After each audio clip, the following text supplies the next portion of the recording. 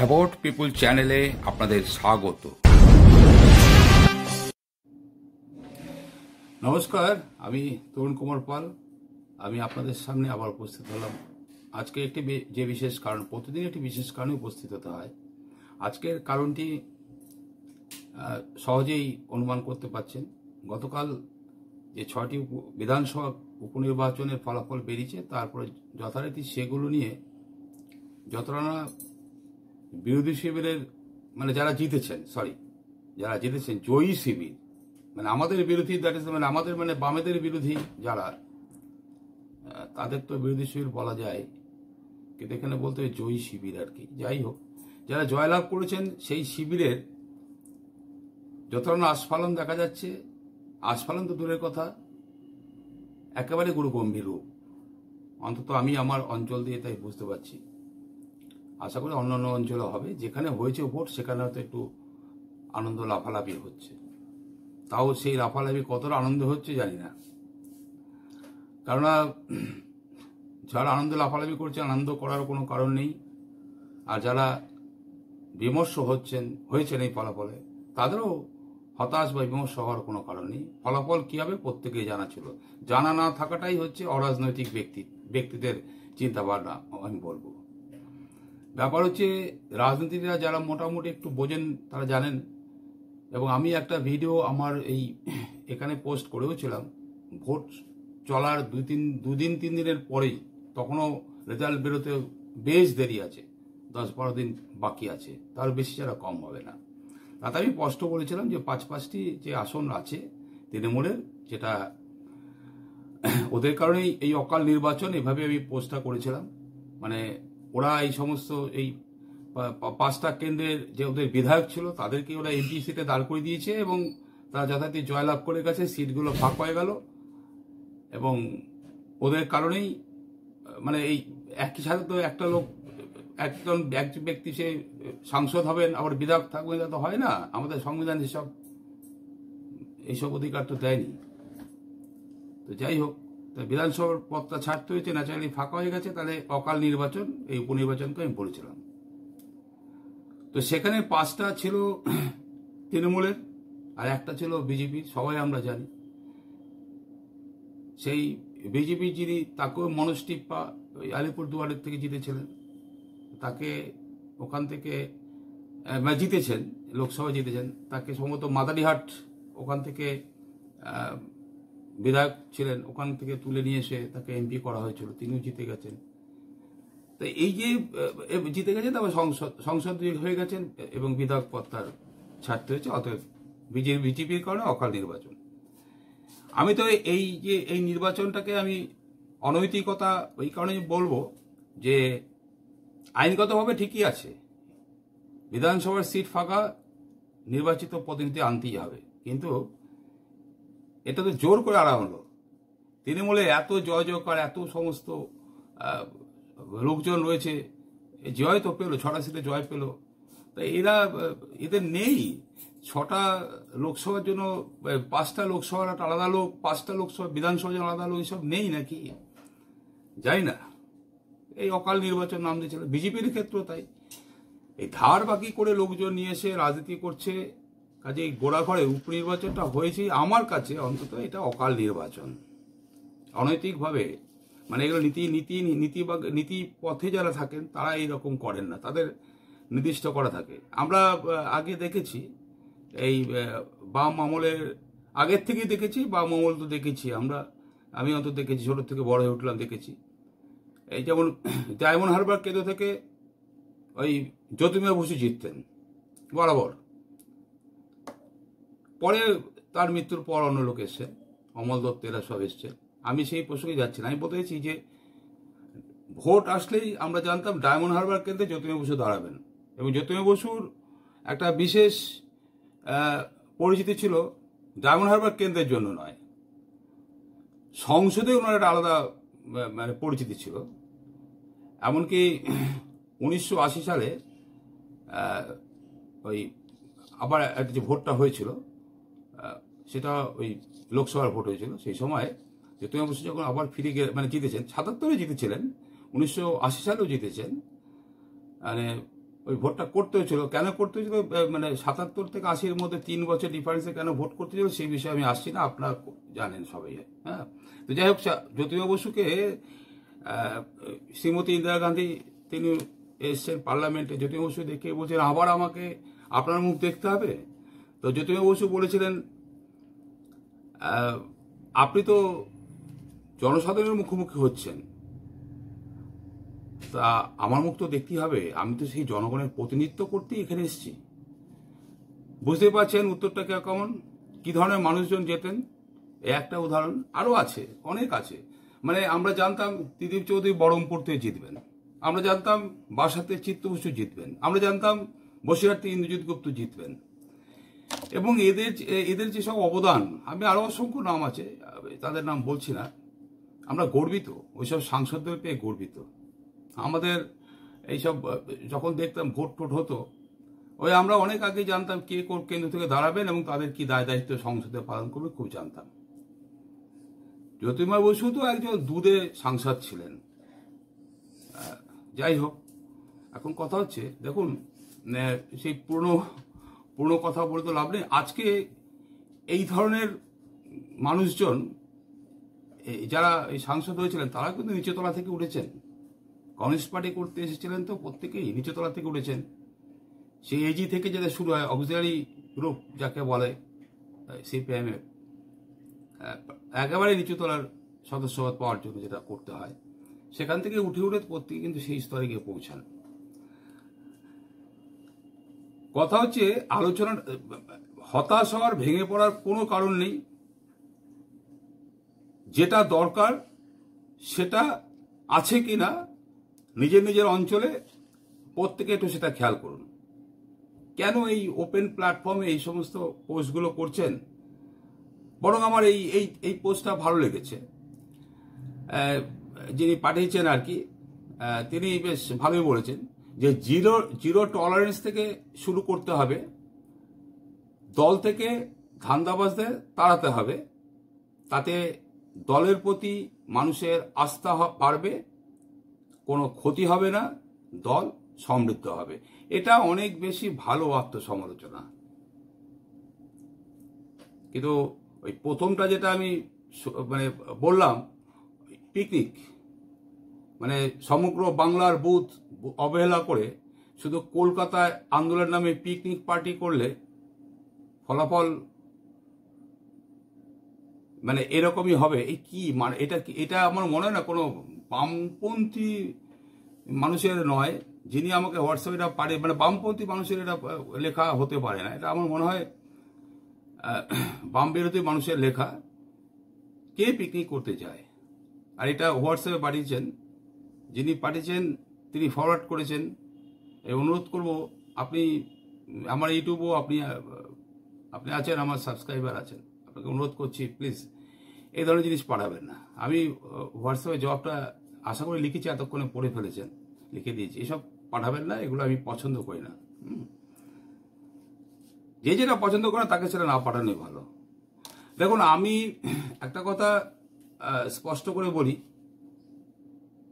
যেটা এই উপনির্বাচন বলে বলছি না, আমি কতগুলো জিনিস আমার অঞ্চল দিয়ে আমি বুঝেছি যে রাজনৈতিক দল হিসাবে সিপিআইএম এর কোনো বিকল্প নেই। যা খুশি সমালোচনা করুন, করতেই পারেন, এতে আমার কোনো অসুবিধা নেই। সিপিআইএম এর কোনো বিকল্প নেই, ভারতের সবচেয়ে বড় বাম দল, একদম ঊর্ধ্বতন নেতৃত্ব। তাদের যে কথাবার্তা, মূল কথাবার্তা, সেগুলো পুরোপুরি ঠিক। যারা বিভিন্ন সময় তাদের বিভিন্ন কথাবার্তা শুনছেন, বুঝছেন, মোহাম্মদ সেলিম যা রাজ্য সম্পাদক হিসাবে যে বিবৃতিগুলো দিচ্ছেন, যেটা ওই সিপিএমের একটা ইউটিউব চ্যানেল রয়েছে রাজ্য পিসির তরফ থেকেই, সেটাতে সমস্ত সাংবাদিক বৈঠক যখনই কেউ কিছু করছেন সব সেখানে সেই পোর্টালে তারা প্রকাশ করে দিচ্ছেন। আমি দেখে বুঝতে পারি সব ঠিকঠাক আছে। খুব খাটছেন, মীনাক্ষী খুব খাটছেন, ধ্রুবজ্যোতি, কলতান এরা খাটছেন, দীপশিতাও খাটছেন, সৃজন খাটছেন, এইভাবে নাম ধরে তো বলা যায় না, সায়নও খাটছেন, শুভসচী খাটছেন। আমি সেদিন সিজিও কমপ্লেক্সে দেখলাম দেবদূত ঘোষকে দেখলাম সাংবাদিকদের প্রশ্নের উত্তর দিচ্ছেন, খাটছেন। এরা এখন কথা হচ্ছে শুধু এরা খাটলে হবে না, এরা তো দেখুন মানে জান প্রাণ লড়িয়ে খাটছেন। সূর্যবাবুর বয়স হয়েছে, সূর্যকান্ত মিশ্রের বয়স যথেষ্ট হয়েছে, শরীর তো সবসময় একই রকম থাকে না, তারাও খাটছেন, কেউ বসেনি। বিমান বাবু আমাদের অভিভাবক, এখন তো উনি অভিভাবক, খুব পরিশ্রমী মানুষটি। আমি একটা ওই পাকসাস রামলীলা ময়দান থেকে ময়তে সদন, আমার বছরটা মনে নেই, একটা মিছিল হয়েছিল, ওই যেটা ওই 1 সেপ্টেম্বর আমাদের ওই শান্তি মিছিল হয় আর কি, আন্তর্জাতিক শান্তি দিবস হিসাবে আমাদের একটা মিছিল হয় প্রতি বছর। আমি সেই মিছিলটায় ছিলাম। আমাদের এলাকার এক আমার মানে বড়, আমার চেয়ে বড়, তাই সে দাদা বলে ডাকি, সে কমরেড, পার্টি কমরেড, তিনি বলেনি, আমি তাকে বলেছিলাম যে আমি যাবো, মিছিলটা যাবো, উনি তো আমাকে সাথে করে নিয়ে গেছিলেন। এবারে যেটা হয়, আমি বিমানবাবু হাঁটছেন বাপাসের, ধরুন রাস্তা ডান পাশ বাপাস দুটো রো হয়েছে, আমি বাপাস দিয়ে বিমানবাবু হাঁটছেন, আমি ডান পাশে হয়েছি, বেশ খানিকটা দূরে। তো ঠিক ছবিঘর সিনেমা, মানে মহাত্মা গান্ধী রোড দিয়ে ঢুকলো, ছবিঘর সিনেমা হলের সামনে কাছাকাছি যখন এসছে, একদল মানুষ মানে আমাদের মানে বাম সিপিএম এর কর্মী, সমস্ত সমর্থক লালঝানের দাঁড়িয়ে আছেন, তারা বিমানবাবুকে দেখি তার পায়ে হাতে প্রণাম করছেন, একদম পুরো অভিভাবকের মতন। আমার খুব ভালো লেগেছে। উনি বলছেন যে যান সবাই এখান থেকে ঢুকবেন না, মাঝখান থেকে কেউ মিছিলে ঢুকবেন না, একদম মিছিল শেষ হয়ে পিছন থেকে ঢুকবেন। খুব ভালো লেগেছে, এবং সবাই কিন্তু মাথা পাতে নিয়ে সব ছুটছে পিছন দিকে। আমার মনে হয় প্রণাম করে ওইখান দিয়ে ঢোকার চেষ্টা ছিল, যে ওই মাঝখান দিয়ে ঢুকে গিয়ে লাইনটা ধরে নেওয়া, তদ্দূর পিছন থেকে কেন আসবে, কারণ পিছনটা বোধহয় তখনও মোলালি চলছে, মোলালি শেষ হয়নি। বুঝতে পারছেন, ছবিঘর সিনেমা হল থেকে মোলালি, যারা জানেন সবাই এইসব বুঝবেন। এবার আরেকটা জিনিস হলো যে বিমানবাবু যেভাবে যত জোরে হাঁটছেন, আমরা মানে ঠিক আমি অনেকটা পিছিয়ে, আমি ওই মানে ডান দিকে রোতে থাকলে অনেকটা পিছিয়ে। আমি আমার সঙ্গে যে দাদা, কমরেড দাদা, তাকে বললাম যে চলো না একটু এগিয়ে গিয়ে ওনাকে ধরি, ওনার সাথে হাঁটবো একটু, মানে এত শক্তি, এত সুন্দরভাবে হাঁটছেন, জোরে হাঁটছেন, এত বড় মানুষ, মানে বয়স্ক মানুষ তো। এবং অদ্ভুত ব্যাপার, ধরেছিলাম ঠিকই, লাইনে গিয়ে পারিনি, হাঁটতে পারিনি। একটা মানে কি বলবো, সেই ছোট থেকে এই বিমানবাবু এরা ছোট থেকে এই পর্যন্ত, এখন এই বয়স পর্যন্ত যেভাবে মানুষের স্বার্থে কাজ করে যাচ্ছেন, পার্টির স্বার্থে আমি বলবো না, মানুষের স্বার্থে কাজ করে যাচ্ছেন। আর মানুষের সাথে কাজ করা মানে কমিউনিস্ট পার্টির কাজ করা, সেই কাজটা কিন্তু এলাকায় সেইভাবে কি হচ্ছে? অন্যদিকে আঙুল না তুলে নিচের এলাকার দিকে তাকান। আমি কয়েকটা বিষয় শুধু একটু উল্লেখ করব, করে আমার বক্তব্য আমি শেষ করব। বিষয়টা হচ্ছে যে কমিউনিস্ট পার্টি বা বাম দল, আমরা যাই বলি না কেন, আমাদের মানে আমাদের যেটা দরকার, আঞ্চলিকভাবে যারা পার্টিটা করছেন, যারা তাদের কথা বলছি, তাদের না একটা ইমোশনাল বন্ড, মানে যাকে বলা হয়, ওই দীপশিতা বলেছিলেন এই 24-এ লোকসভার ইলেকশন চলবার কালে, যখন ওই ইলেকট্রাল বন্ডের ব্যাপারটা প্রকাশ্যে চলে এলো, সিপিএম তো কেস করেছিল ইলেকট্রাল বন্ড, বিজেপি, তৃণমূল, এমনকি কংগ্রেসও তো নিয়েছে ইলেকট্রাল বন্ডের টাকা, সিপিএম একমাত্র কেস করেছে, এসব ঠিক না, কোনো বাম দলই নেয়নি, সিপিএম কেসটাও করেছিল, তার ফলেই ব্যাপারটা বিচারের রায় প্রকাশ্যে চলে এসেছে, আমরা সবাই জেনেছি কিভাবে বিভিন্ন শিল্পপতিরা ওই ইলেকট্রাল বন্ডের টাকা দিয়ে তাদের প্রোডাক্টগুলো বেশি দামে বিক্রি করার চেষ্টা করা বা অন্যরকমভাবে আমাদের সাধারণ মানুষের শোষণের কায়দাটা চালিয়ে যায়, এটা একটা বড় প্রমাণ। তো যাই হোক, এই ইলেকট্রাল বন্ড প্রসঙ্গে দীপশিতা বলেছিলেন আমাদের ইমোশনাল বন্ড আছে। আমি দেখেছি ইমোশনাল বন্ডটা আছে, এটা অস্বীকার করবো না, কিন্তু একটা স্তর পর্যন্ত। আমি কালকেও বোধহয় কাল না কবে একটা এতে বলেছিলাম, ভিডিওতে বলেছিলাম, এখন কিন্তু আমি যে অঞ্চলে বাস করি সেইখানে কিন্তু সেই ধরনের ইমোশনাল বন্ড নেই। আজকে নেই করে অনেকের সাথেই সাক্ষাৎ হলো, এবং সবচেয়ে করুণ বিষয় হচ্ছে এই, আগে একটা এলাকায় কেউ মারা গেলে পরে আর কেউ না থাকুক, কমিউনিস্ট পার্টির লোকেরা কিন্তু সেই শোক সন্তপ্ত বাড়িতে পৌঁছে যেতেন। আজকে কিন্তু সেটা হয় না, দেখা যায় না, এটা ঠিক না।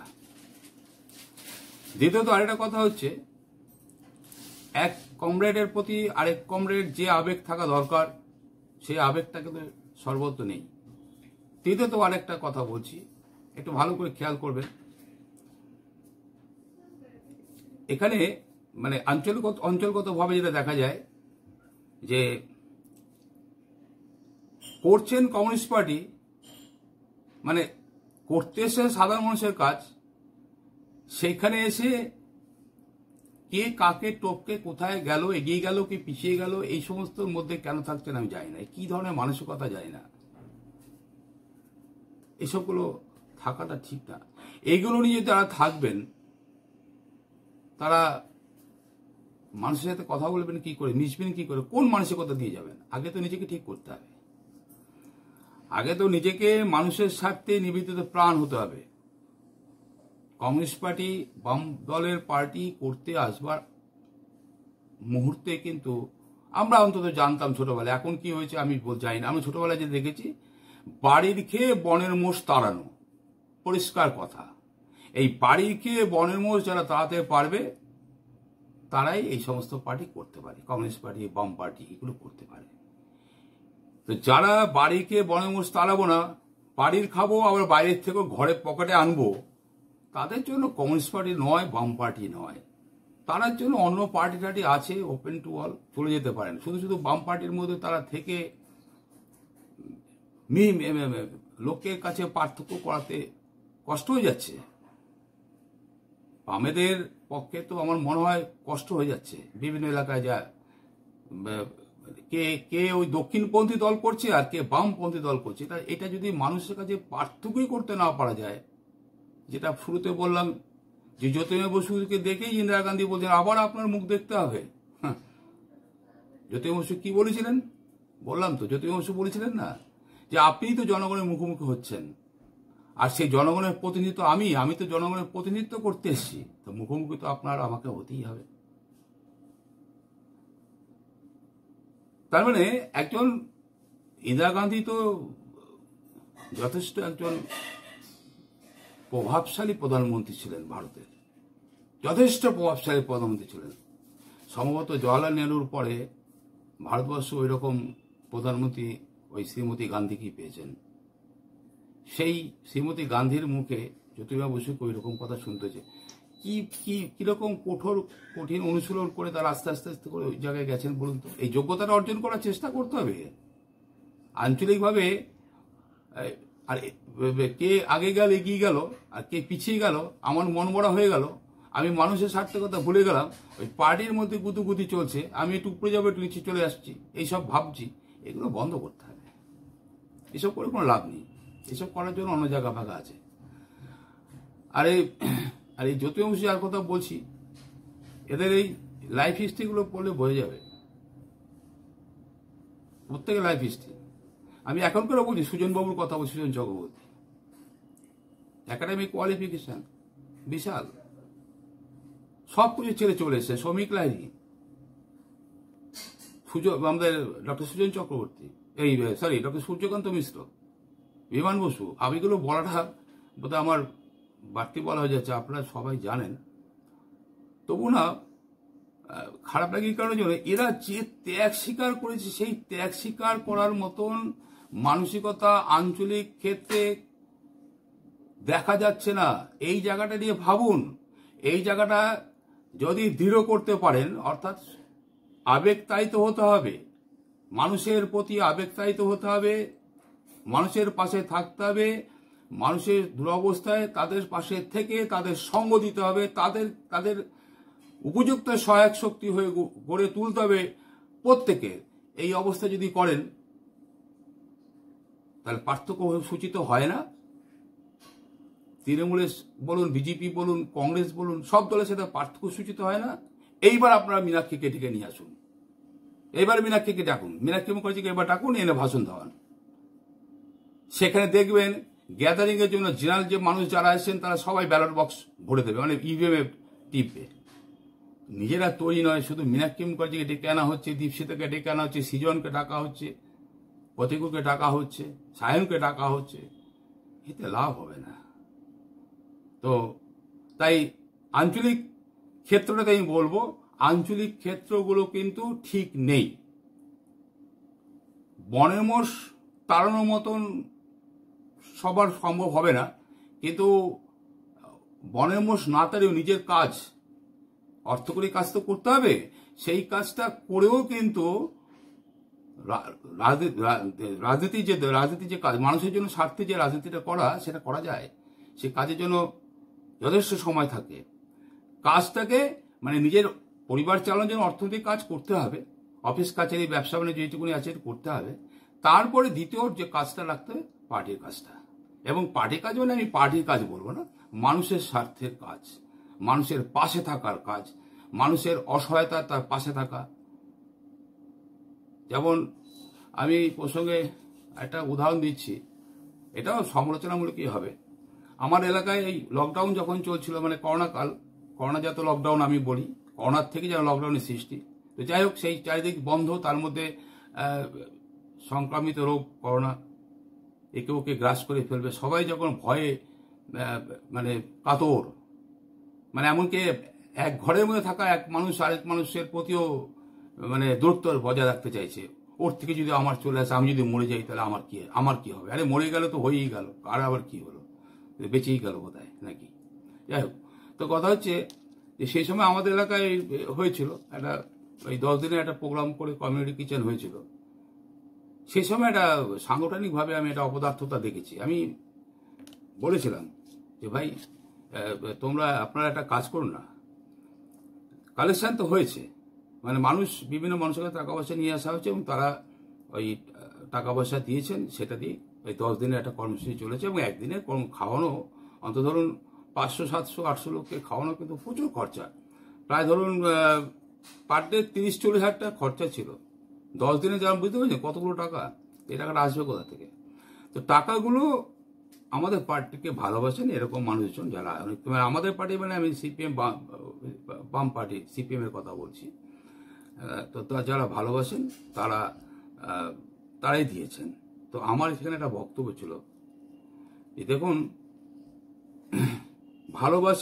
ভালোবেসে টাকা দিচ্ছেন, সেই টাকা মানুষ খাচ্ছে, মানে যারা সত্যি অসুবিধায় পড়েছিলেন, না মধ্যবিত্তরা তো অসুবিধায় পড়েছিল ওই করোনাকালে, অনেক কিছু তো কাজকর্ম বন্ধ চলে গিয়েছিল, সবাই আমরা জানি। কিন্তু আমি বলেছিলাম যে পার্টি নিজে যখন দায়িত্ব নিয়ে কাজগুলো করছে, তাহলে একটা লাল কাপড় বেঁধে কেন রাস্তায় ঘোরা হচ্ছে না? কেন বাজার এলাকা, আমি যেখানে থাকি সেখানে বাজার আছে, তো বাজার এলাকায় একটা লাল শালু বেঁধে আর গোটা 4টে মাইক লাগিয়ে কেন বলা হচ্ছে না লাউডস্পিকারে? লাউডস্পিকার তো ছিল, লাউডস্পিকার বলা হচ্ছে না যে আমাদের মানুষরা যাচ্ছে, আপনারা যে যা পারেন কিছুদিন। বাইরের লোক আমি তো আর সংগঠনে কেউ নই, এক কান্দে শুনেছে আরেক কান্দে বের করে দিয়েছে। আমি বলেছিলাম এটা কিন্তু দরকার, শোনেরই কথা, এইগুলো আছে। আরেকটা কথা বলছি, এইটা আমি গুরুত্বপূর্ণ কথাগুলো বলি, আমি এটা যেহেতু প্রকাশ্যে সেটা প্রকাশ্যে বলছি। আর একটা কথাই বলছি, আমি সবটাই পার্টির স্বার্থে, খারাপ কথা বলছি না, আশা করি কেউ বিরূপ মনোভাব নেবে না। আরেকটা জিনিস আমার খুব হয়েছে, সেটা হচ্ছে যে একবার আমাকে বসতে হয়েছিল, একবার না দুটো টাইমস বুথে বসতে হয়েছিল, আমাকে রিকোয়েস্ট করেছিল লোকাল পার্টি, পোলিং এজেন্ট হিসাবে বসতে হয়েছিল। আমি বসেছিলাম দুবার, মানে দ্যাট ইজ 24-21 দুবারই। আমার মানে প্রকাশ্যে বলতে এই সমস্ত কোনো অসুবিধা নেই, কারণ কেন বলবো না, কেন এটা বলাটাই তো উচিত। কিন্তু মুশকিল হচ্ছে, আমাকে যখন বলেছিল আমি তখন বলেছিলাম দেখো কমিউনিস্ট পার্টির নীতি কিন্তু এরকম নয়, যে লোকটা সদস্য নয়, মাত্র সাধারণ একটা মানুষ হতে পারে সমর্থক তোমাদের, কিন্তু তাকে বসাচ্ছ, কোন বিশ্বাসযোগ্যতা নিয়ে বসাচ্ছ ভাই? হ্যাঁ, তোমাকে বসানো যায়, তুমি এমন একবার কথা বলো না। এই আলগা সংগঠন না, ঠিক না, এগুলো সব ব্যাপারে আলগা। এগুলো একটু জোরে শক্তপোক্ত করতে হবে। এসব শক্তপোক্ত করুন, আবেগতাড়িত হন, মানে কমরেডদের মধ্যে বন্ধুত্বপূর্ণ সম্পর্ক গড়ে তুলুন, মানুষের পাশে থাকুন। দরকার নেই পার্টির, আপনি আমরা মানুষের পাশে থাকুন, এবং মানুষের দুরবস্থায় যান, প্রতিদিন তার খবর নিন। প্রতিদিন পারবেন না, মাসে অন্তত যান। একটা সময় তো আমরা ছোটবেলায় দেখেছি 1 টাকা করে মান্থলি কালেকশন তোলা হতো, এখন সেই কালেকশনটা বন্ধ আছে, জানি না কেন। যাই হোক, অন্যভাবে টাকা তুলছেন হয়তো, নিশ্চয়ই তুলছেন, না তো পার্টি এত খরচা চলছে, লেবি টেবি আছে পার্টি। কিন্তু দেখুন, 1 টাকা 2 টাকা তো কোনো ব্যাপার না, এগুলো তোলাই যায়। তো এইগুলো তোলা মানে কি, জনসংযোগের একটা মাধ্যম। আরেকটা কথা বলছি, এলাকায় যখন মিটিং গুলো হচ্ছে, নির্বাচনের সময় হোক বন্ধ সময়, একটু মানুষের কাছে গিয়ে চাওয়া দরকার তো। সেই মানুষগুলো আসবেন তো, তারা তো 4টে কথা বলবেন। পার্টির বিপক্ষে বলুন না, বলতে দিন, শুনুন তারা কি বলছেন।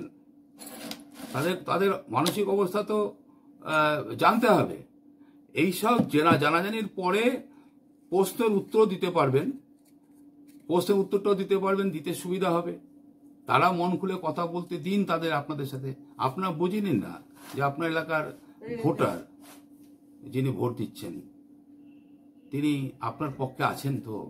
আপনি তো ভাবছেন উনি সমর্থক, আমাকে সমর্থন করে সবকিছুতে। তো একটা সেই বিষয়টা তো একটু নিজেরাই তো বুঝে নিতে পারেন।